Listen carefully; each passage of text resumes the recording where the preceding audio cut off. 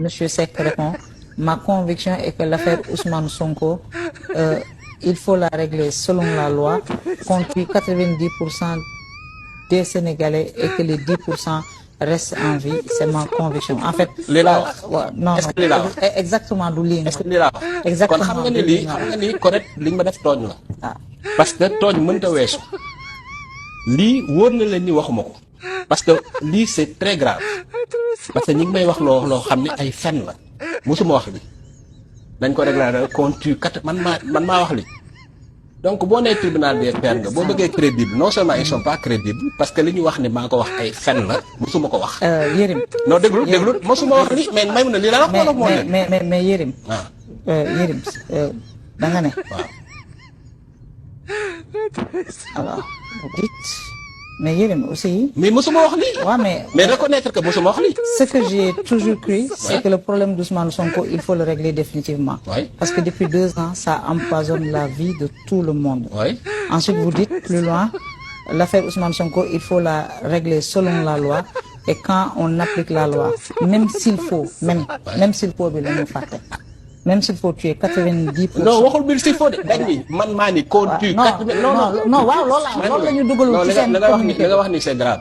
Non, Yérim, non, il faut être sérieux. Non, je vais m'énerver. Non, tu n'as parce pas à que tu es de mauvaise foi. Je ne suis pas de mauvaise foi. Non, sois de bonne foi. Je ne suis pas de mauvaise foi. Yow xam nga ne lii li ñu wax bokkul ak li ma wax. Ouais, mais arrête de raconter n'importe quoi. Mais dis la vérité. Mais waxal dëgg. ñoom ils n'ont pas mis le même s'il faut. waaw mais kon waxal dëgg. waaw mais loolu laa wax. waaw mais donc dañu fet. Non, parce que dañ ma wax loolu loo xam ne waxuma ko. Yérim, parce que dañ man il faut maa ni respecter ce tribunal là. C'est notre instance. Yérim, non, Yérim. ce tribunal là waruñu ma respecter. Non, dañ la war a respecter. mais pourquoi ñu may fenal. mën nañu juum mais dañ ma mën fenal nañu travestir ses propos. Mais ne dis pas ça. dañu ma fenal. Yérim, c'est une instance ñun ñoo ko jox suñu bopp. waaw ñun dañoo war a respecter ce mais tribunal là. tu es de mauvaise foi. Non, je ne suis pas de mauvaise foi. Non, bul wax dañuy fen. D'abord ce tribunal ne me respecte pas.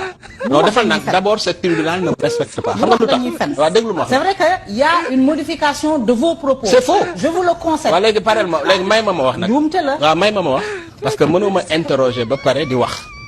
parce que même na soo continuer je vais m'énerver. Non, mais parce que tu es de mauvaise foi. Tu es de très mauvaise foi. xam nga ni ñii ils ont travesti mes propos. Tu le sais. mais xam nga ni li ñu wax ni moom laa waxuma ko. mais je l'ai dit. Deuxièmement, c'est des pairs. Ele vai checar. régler le xam nga man li ma mën a gëm li ma mës a gëm dama ni moom laa wax dama koy affaire Ousmane Sonko il faut le régler selon la loi. boo koy appliquer la loi ñuy rey Sénégalais 90% des Sénégalais nan leen rey 10% yi continuer dund. 90% des Sénégalais nan leen rey 10% yi continuer dund. 90% des Sénégalais nan leen rey 10% yi continuer dund. et 90% des Sénégalais nan leen rey 10% yi continuer dund. C'est grave ça. man loolu laa gëm. Grave. man loolu laa gëm. C'est génocidaire. li ma gëm Omar li ma gëm mooy gis na la loi. Ne les 92 Sénégalais pour 10 par là parce que la loi. Dura lex sed lex. loolu xam nga loolu mooy lan. non waxi loolu la loi est dure mais c'est la loi mais waxi boobu sens. ma ni du boobu sens affaire bi xam nga nooy def. du génocidaire. affaire bi da ngay c'est grave. tu amènes la logique juridique ça jusqu'au bout. ça c'est grave. lu ñu am jël gis nga boo ko deful. ça c'est grave. ëllëg da ngay war a juger kenn fii Sénégal mu dem créer milice privée. mais li juridique. kenn du ko laal. li juridique amul dara jarul ak guerre. benn. ko màggal di ñaan yàlla yonent bi sëñ Tuba maam Alaaji Fall Mbàkke mi mu tudde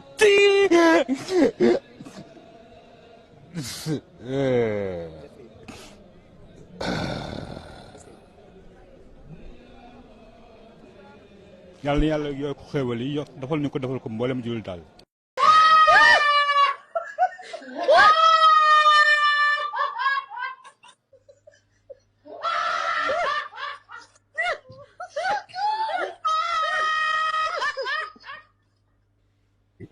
gars yi réeroo am na de réeroo am na dëgg nag parce que Cheikh Yérim lan moo ko war a tiitloo ak lan moo ko war a ragalloo ba tax mu bëgg a weddi ne moom waxul woon loolu man gëm naa ne Juan Branco nag liggéeyam mu ngi doog a am njariñ segam Cheikh Yérim Seck moo dem bay jënd glace non c'est Cheikh Mouhamadou Juan Branco war nañ ko sant gërëm ko quoi parce que ñii dañ ñoo yàgg sonal ñii dañ ñoo yàgg perturbé ñii dañ ñoo yàgg emmerdé façon kàddu bu nekk ñu yëkkati ko di ko teg ci suñ kaw di wax lu mu leen neex léegi nag alaaji Juan Branco mu sell maa ngi fii moom ku fi dof-doflu di nga wujji CPI de jarul nga naan waxoo ko yaa ko wax waaw te sa vidéo bi sax dinaa ko envoyé Juan Branco parce que yaa ko wax ma wax nga bëgg a weddi doo dëggal sa bopp yow yaa ne 90% yëpp sénégalais yëpp dañ leen war a rey yaa ko wax léegi nga bëgg a taxawaat di weddi naan waxoo loolu yaa ko wax Cheikh Yérim yaa ko wax yow la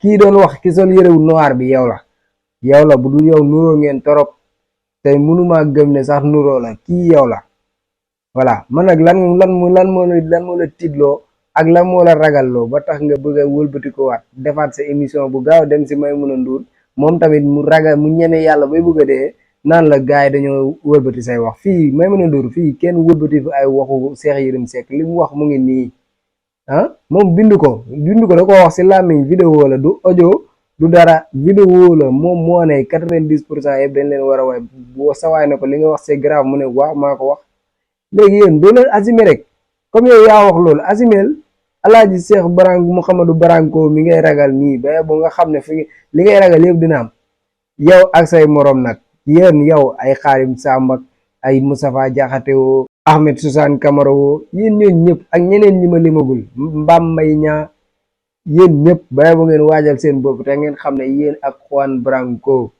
après 2024 di ngeen 2024 bu jàllee di ngeen souffrir lu metti gis ngeen coono bi ngeen teg sénégalais yi nii après ngeen di comprendre fii ci Sénégal sax xoolal ñun suñu neexee ñun ñu bàyyi leen Juan Branco bañ leen a def dara mais Juan Branco dina leen lapp-lappal xam nga loolu waaj naan lapp-lappal Juan Branco dina leen lapp-lappal ba ngeen nooy benn par benn parce que dégg xam nga les 4 fantastiques bërki démb génn nañ ñoom tamit di setal seen der pareeguñu Cheikh Yérim Seck moom it génn na di setal deram léegi fii ngeen toll ci miim ak naan defuma ko waxuma ko non Juan Branco non gan gi dañ ko yéex am quoi vraiment gis ngeen li ñu def kii nu mu tuddati Ngagne Demba Touré mais loolu victoire la xam ngeen Ngagne Demba Touré waxam ji nga xam ne moom la wax ñu xëy affecté ko loolu day wone ne kon moom li mu wax dugg na ci seen bopp yi parce que ñoom jàpp nañ ne pour sanctionner ko sax dañ ko war a génnee Dakar yóbbu ko ba ci Kédougou wala Matam wala léegi yéen jàpp ngeen ne foofu pour sanctionner ko la quoi kon yéen da ngeen ba léegi da ngeen di nangu ne liggéeyoo leen